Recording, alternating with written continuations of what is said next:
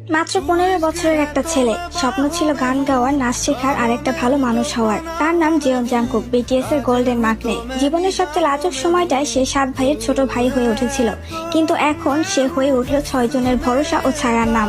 সে শুধু মাকনেই না, সে এখন পুরো বিশ্বের ভয়েস। ভাঙা কণ্ঠে বিগিন গিয়ে বলেছিল, আমি তোমাদের জন্য বেঁচে থাকি। জাংকুক কখনোই নিজের কথা আগে বলেনি। সে বলেছে, আমি যদি কাঁদি সেটা আমার ভাইদের কষ্ট দেখে, আর যদি হাসি সেটা তাদের খুশিতে। তিনি শুধু একজন শিল্পী না, তিনি এমন একজন মানুষ যে পর্দার সামনে আলোতে যেমন উজ্জ্বল, ভাইদের পেছনে তেমনি নীরবে দাঁড়িয়ে থাকা একজন রক্ষা কবচ। আজ সে শুধু বিটিএস এর নাম নয়, সে পুরো দুনিয়ার ভালোবাসা, আর্মিদের হৃদয়ের স্পন্দন, তার 6 ভাইয়ের চোখের গর্ব। জাংকুক, তুমি শুধু একজন গায়ক না, তুমি একটা অনুভব, একটা কারণ, যে কারণে আমরা এখনো বিটিএস এ বিশ্বাস করি। মাত্র 15 বছরের একটা ছেলে, স্বপ্ন ছিল গান গাওয়ার, নাচ শেখার আর একটা ভালো মানুষ হওয়ার। তার নাম জেয়ন জাংকুক, বিটিএস এর গোল্ডেন মাকনে। জীবনের সবচেয়ে লাজুক